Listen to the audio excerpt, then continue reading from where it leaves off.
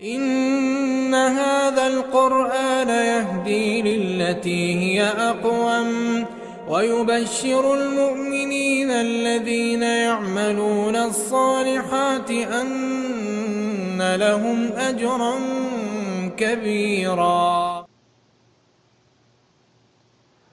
بسم الله الرحمن الرحيم. الحمد لله رب العالمين والصلاة والسلام على أشرف المرسلين سيدنا محمد وعلى آله وأصحابه أجمعين. Hürmetli көрермен qarindoshlar, bugungi darsimizda zakot haqida to'xtaymiz. Alloh taolo Qur'on Karimda mundaq degan: "Innamas sadaqatu lil fuqara'i vel masakin vel 'amilin 'alayha vel muallafati qulubuhum ve fir riqabi vel gharimin ve fi sabilillahi ve ibnis sabil faridatan minallah vallahu alimun hakim." Zakot faqat faqirlarga, miskinlarga, zakot xodimlarga, dinlerini İslamga mayil qilish ko'zda tutilganlarga, qullarni azod qilishga, qaytarolmaydigan darajadagi qarzdorlarga, Allohning yo'liga va yo'lda qolgan musofirlarga beriladi. Bu Allohning belgilamasidir. Alloh hammani bilguchidir, hikmat bilan ish qilguchidir. Endi bu yerda 8 turli shaxsga yoki 8 tarafga beriladi zakot. 8 tarafninki hammasiga berish shart emas. Qaysi tepilsa, qaysiga bersa ado topadi. Ya'ni 8ning hammasiga berish shart emas. Qaysi bakroq zarur bo'lib qolgan bo'lsa, yordam qilib shuningga bersa, yoki qaysi tepilsa shuningga bersa bo'ladi. Endi bu yerda faqirlar degan miskin bilan faqirning farqi bor. Faqirlar normalda bir narsa bor, pul mili bor, ammo zakot bergudek darajada emas, yoki kunlik ehtiyojini qondirish uchun o'zining topganlari va o'zining yendikili yetmaydi. Yordamga muhtoj. Ya'ni o'zining bor, ammo yordamga muhtoj. Normal bir hayot surish uchun. Bunday kishilar faqir. Miskin degan faqirdan bak ahvoli nachar bo'lgan, ya'ni hatto yetib qoladigan uyimi yo'q, hech narsa yo'q kishini miskin deyiladi endi. Endi ko'nglini islomga mayil qilish ko'zda tutilganlar degan shu vaqtda bu payg'ambar sallallohu alayhi vasallamning zamonida endi islom dini yangi kelgan bo'lgandan keyin arablar asta-asta islom diniga kirishga boshlagan. Nurg'un kishilar dinning haq ekanligini tushunib, o'zi qoyil bo'lib, o'z ixtiyori bilan, o'z rag'bati bilan kirgan bo'lsa, yana ba'zi kishilar hamda biroz ularning binasi berib, o'zimizga musulmonlar tarafga uningki qalbini yumshatib, ayda elib kelishga to'g'ri keldi. Masalan, ashunday insonlar bo'lgan hamda. Shunga Rasululloh unda kishilarga g'animatlardan va boshqa yordamlardan zakot ayna binasidan jiqpagan. Shunga zakot beradigan shaxsning qatoriga Alloh taolo ashunday kishilarni kirgizgan. Ta qiyomatgacha ashunday insonlar bo'ladi endi. Masalan, shu O'rta Osiyolarda bundan 20-30 yilları Sovet ittifoqi parchalangandan keyin Hristiyan dinini taqib etganlar, Yahova shohidlar naytibak yig'ib ketdi. Masalan, shu yerda. Endi u 70 yil Sovetninki sotsializm ideyasida, kommunizm ideyasida tarbiyalanib qolgan kishilar dindan intan yiroqlashib ketgan, yoshlar dini tarbiyadan faqatla mahrum ayda cho'ng'igan shunday bir sharoitda uni mustaqil bo'lgandan keyin har qaysi Yevropa davlatlaridan xristianlar berib, ularni o'ziga tortishga qattiq tirishdi. Ular masalan doktorxonalarda bakaliq davolash, oylik pul berish, kiyim berish, yemak ichmak berish degandek shunday qilib nurg'un kishilarni Uyg'ur, Qozoq, O'zbek masalan nurg'un kishilarni endi xristian diniga so'rab ketdi shu vaqtda.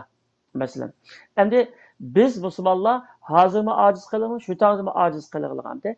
Bizning dinimizda mana shunday zakot berish, zakot oladigan shaxslarning qatorida ko'ngilni islomga mayil qilish ko'zda tutilganlar bor turuqliq.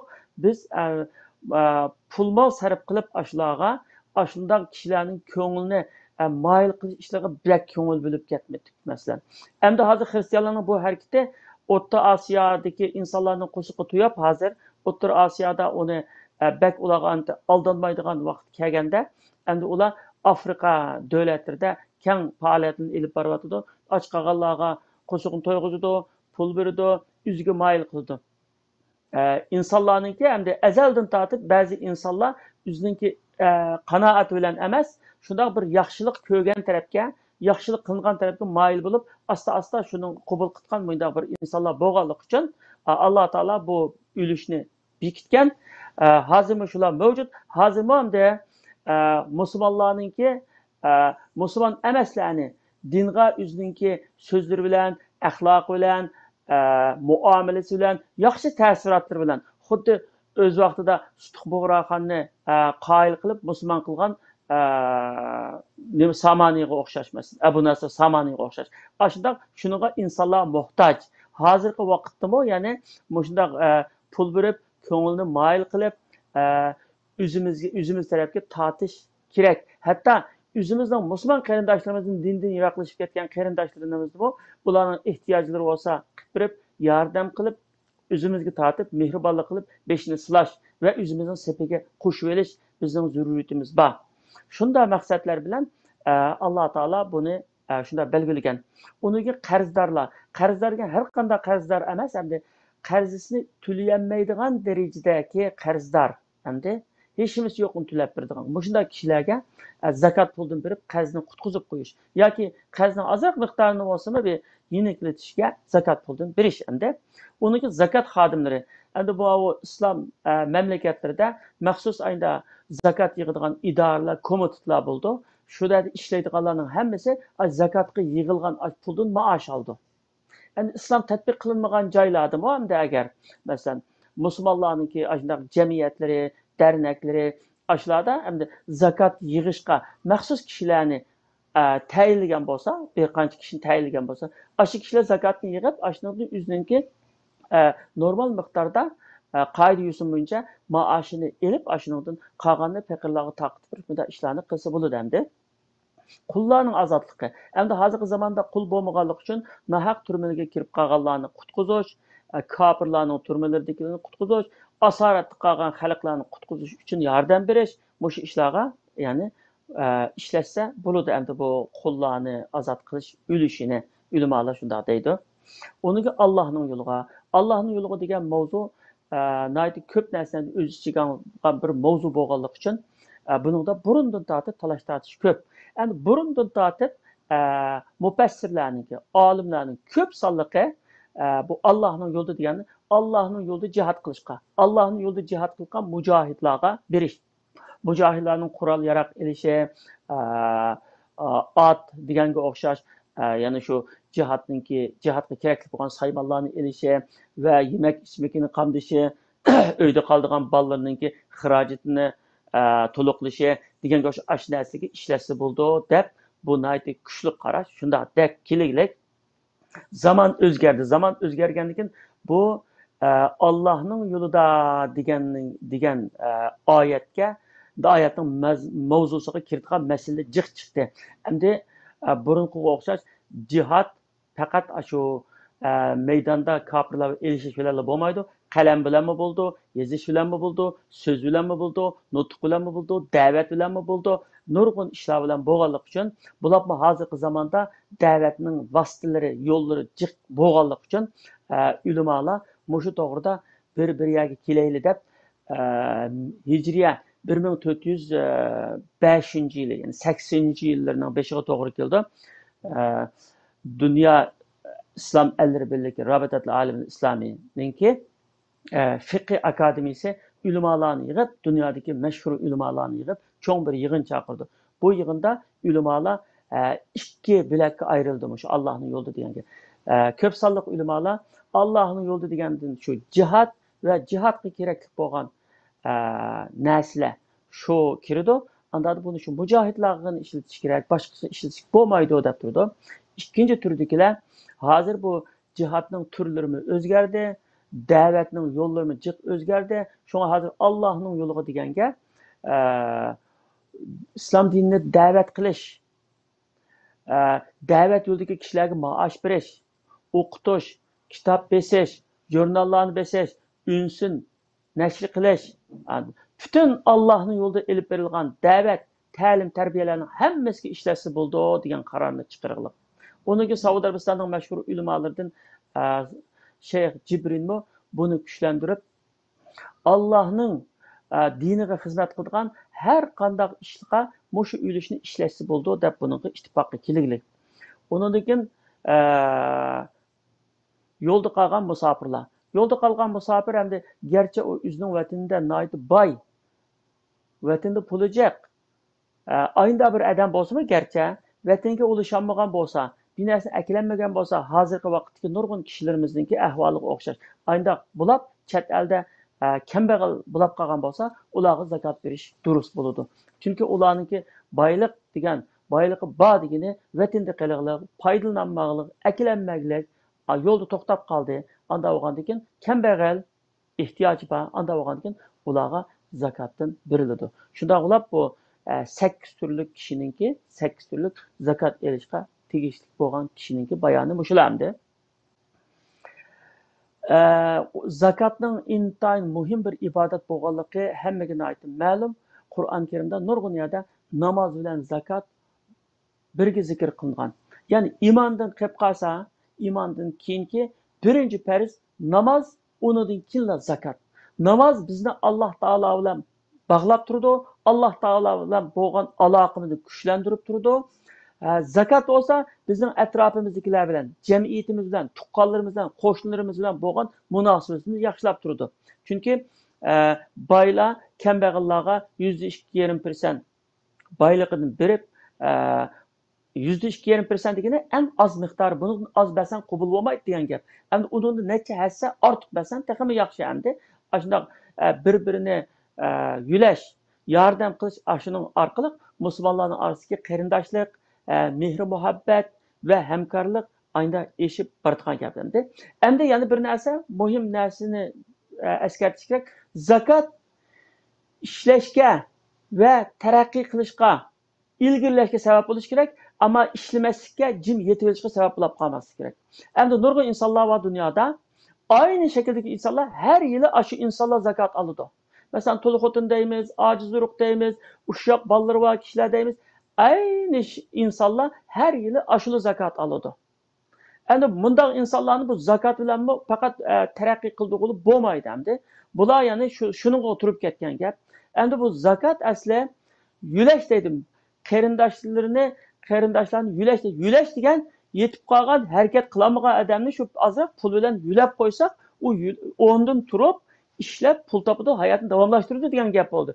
Endi bu eksikçi bular nurg'un insonlarga bu yüleş için berilgan pul o adam tekimi yatkızıp koytgan, uxultib koytgan, midirlama yatitgan, yetip yeydigan, ayında bulab kalıpta ama bu durus emas. Şuna zakatını Allah Teala Kur'an-ı Kerim'de zakatını bunda birinlagın emas, zakatını haqliq bo'lgan kishilarga yetkazib beringlar deb amr qilgan. Atuz zakat degan gap, u'tu zakat degan beringlar degan gap. U'tu degan amr keltirmay, atu deganligi, atuz zakat deb keltirishdagi gap. Shu tegishlik bo'lgan kishining surishti qilib, shunaqa yetkazib beringlar degan gap endi uni. Bo'ldi endi bunda zakat gapni mana bunday bir vassan bo'ldi qutlayman deb nima qilsa ado olmaydigan gap. Tegishlik kishiga bermisi bo'lmaydi. Shunga hozirgi zamonda ular bizning Uyg'urlarning orasida zakat berishga, zakatni olishga eng haqli kishilar kim desa, ishlayotgan, ishlaydi. Endi masalan, to'liq endi qiyinchilik Turkiyada-ku, endi Yevropadagi qarindoshlarim o kadar emas, O'rta Osiyoda o kadar emas, endi Turkiyada biroz qiyinchilik bor. İşlemesi aç qoldigan ya, endi shunga Turkiyada ishlaydi, ishlab etib, yo balları jiq, yo oilasi cho'ng, endi ishlaydigan kirimi az. Shunda sababdan yetkazib bo'lolmaydigan bunda kishilarga berish birinchi darajada bo'lib berish, ikkinchi darajada o'qiyotgan o'quvchilarga har qaysi fanlarda, mayli diniy madrasada o'qisin yoki universitetlarda, qaysi siyosat olsun, politika olsun, iqtisod olsun, nimada o'qisin yoki dinda o'qisin, o'qiyotgan o'quvchilarga berish. Mushu ikki kishilarga, ikki turli kishilarga berish nihoyatda muhim deb o'ylaymiz. Endi uningdan boshqa hamisha zakat elib turayotgan, faqat ishlamaydigan, yordam bilanla hayot kechiradigan, ishlamaydigan odamlarga bermaslik kerak. Chunki u odamni Biz o adamga yordam berib, o odamni qasligan bo'lib, texmi o'ndan qo'pmaydigan, yotadigan, yordam bilan hayot kechiradigan bir palajga aylantirib qo'yamiz. Yulash emas, yotqizish bo'lib qoldi u chog'da. Shu zakat yulash uchun beriladi. Bak, o'ndan turolmagan odamni, harakat qilolmagan, pulsizlik bir ish qilolmagan odamni bitga pul berib, harakatlantirib qo'yamiz. O'ndan tug'izib qo'yamiz. Shuning bilan u harakatlanib pul topadi. Bu ishlash hayotlikning qonuni. Hayotlikning qonuni. Nurg'un odamni Allohga tavakkal qildi, o'qtab o'tirish mumkin. Tavakkulni durust qilish kerak. Buningda Rasululloh sollallohu alayhi vasallamning bir hadisi var. Nayet muhim bir hadis endi bu. Agar sizlar Allohga haqiqiy ravishda tavakkal qilsanglar, Alloh albatta sizlarga qushlarga rizq bergandek rizq beradi, deydi. Qushlar attiganda ot chiqib ketib, kechda to'q keladi deydi. Ya'ni nayet bak muhim masala endi bu. Mazkur hadisni ulamolar tavakkul to'g'risidagi eng muhim bir ko'rsatma deb qaraydi. Qushlar Allohga tavakkul qilib, uylaridan chiqqanlik uchun Alloh taolo ularga rizq berdi. Qursoqlari tushab qaytidi. Agar qushlar Allohga tavakkal qildik deb, shu üzning uvusi yetiversa, o'lidi ochlik. Ya'ni demak, Alloh bütün canlılarning rizqini berishga kepil, shundaymi? Rizqini beradi. Hammasining rizqini Alloh beradi. Ammo shu bir sabablar bilan beradi. Bir sabablarga bog'lab qo'yaylik. Shu chorasiz qushlarnimi, shu qushlarmi agar Allohga tavakkal qildim, Alloh mening rizqimni berdi deb uvusidan chiqmay yotsa, aşağıda och qoladi, o'ladi. Shunga qush qanday qildi? Qush och chiqib ketib, kechda to'q qaytib keldi. İnsanma shunday qilish kerak deydi. İnsanma shu shunday attigan chiqib ketib, kechda qaytib kelish kerak. Ishlash kerak deydi. İşleş orqali ondan Alloh taolo rizq berdi.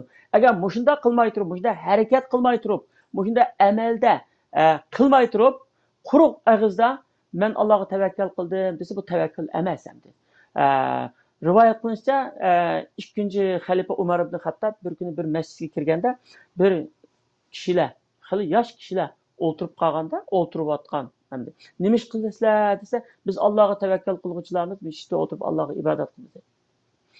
Sizlarninki turmushingni kim qamdaydi desa, birlari mening akam qamdaydi degan, birlari mening dadam, birlari meningki yani tuqqanlarim nima qildi degan. Shuning bilan uni Umar ibn Xattob roziyallohu anhu masjidni qo'g'lab chiqarib aytganda, siz tavakkal qilguvchi emassizlar. Bu sizning tavakkulingni tavakkul emas bu deb. Chunki ishlamasni, harakat qilmasni quruq unda tavakkal qilib o'tirgandan keyin foydasi yo'q. Masalan, bir inson masjidi haramda kecha kunduz ibodat qilib o'tirib, Qur'on tilovat qilib, 5 ni kecha ko'tirmay Qur'on tilovat qilib, namoz o'qib o'tirib, sadaqa yap ayda o'tirgandan o inson mayli qanday bir ish bo'lsin, sirtga chiqib ko'cha tozalayotgan ish bo'lamdi, tualet tozalayotgan ish bo'lamdi, yoki tomoq to'shitgan ish bo'lamdi, qochib yutgan ish bo'lamdi yoki qanday bir ish bo'lsa, ishni ishlasa, u masjidda o'tirgandan bakroq savob topadi, bakroq sharafli Alloh taolaning dargohida. Alloh taolaning dargohida u texim sharafli ibodat qilgan kishidir. Shunga Alloh taolo bu qonuniyatni hech qanday bandasiga o'zgartib bermagan. Payg'ambarga o'zgartmagan. Agar payg'ambarga Alloh taolo yordam qilganlikni va'da qildi, va'da qilib turib payg'ambar alayhisolamni jihodga chiqishga buyurdi, harakat qilishga. Bo'lmasa payg'ambarga va'da qilgan jihod qilmasa kofirlarni yengiblar, uni islom dinini ustun qilib beradi. Lekin qonuniyat, ikki qonuniyat bor. Biri shariat qonuni, qilma. Biri tabiat qonuni, ishlagan ishlaydi. Ikkilisini qilishimiz kerak.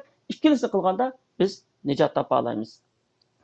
Demakchi o'g'lim endi ishlash, zakat hargizmo endi kishilarningki tamoxorlik qilib ishlamay o'tirishiga sabab bo'lib qolmay, kishilarningki taraqqiy qilishiga, kishilarning o'rnidan dast turib ishlab pul tepishiga, boy bo'lishiga sabab bo'lish kerak. Pul tepish kerak. İqtisod bilan bo'ldi nurg'un ish. Masalan, shunga o'quvchilarga zakat verish, o'quvchilarni o'qitish ishlariga ko'ngil bilishni birinchi o'rinda qo'yishimiz, har qanday bir millatning o'quvchilari shu millatning kelajakka solgan bir mablag'i. Bular bizdek bir millatningki kelajagimiz uchun mablag'ni mukammal selishimiz kerak. Mushu mablag' odamga solgan mablag' bo'lishi kerak. Odam yetish, odam tarbiyalash, dunyoni tushunadigan, siyosatni tushunadigan, millat qutquzishni o'ylaydigan, Alloh taologa ibodat qiladigan, vatanni suydigan, mushundoq o't yurak, shundoq yaramli, bilimli insonlarni yetishtirish uchun mablag' solishimiz kerak. Mushu mablag', mushu zakotlarimiz shu mablag'ning bir qismi bo'ladi endi. Buningda biz ikki xil pay topgan bo'lamiz. Biri zakotni ado qilgan bo'lamiz, biri kelajagimizga mablag' solgan bo'lamiz. Shu mablag'ga biz hissa qo'shgan bo'lamiz endi. Shunga tini saq, o'zi yosh, ishlash imkoniyati bor turib, ishlamay, uyda yetib olgan, turli bahonalar yetib olgan kishilarga zakot sadaqa berishga bo'lmaydi, yordam berishga bo'lmaydi. Ammo kasaljon yoki endi ish topolmabdi, munosib ish topolmadi, yoki yashinib qolgan, ishlayolmaydigan bunday kishilarga zakot berishga bo'ldi, sadaqa berishga bo'ldi, yordamni berishga bo'ldi. Lekin haliqidek bunday ishlayoladigan yosh, tini saq, kasal emas bunday kishilarga zakot berishga bo'lmaydi, yordam berishga bo'lmaydi. Chunki ular tirishsin, ishlasin, nidirsin, hech bo'lmasa qushlarchilik bo'lsa, harakat qilsin, atdiganda chiqib kechdi kirsin. Bugungi darsimiz bu yerda oxirlashdi. Qadrli ko'rman qarindoshlar, keldigan hafta yana shu soatda birga bo'lish umidi bilan hammanglarni Allohga topshirdim. Hammanglar salomat bo'linglar. Vassalomu alaykum va rahmatullohi va barakatuh.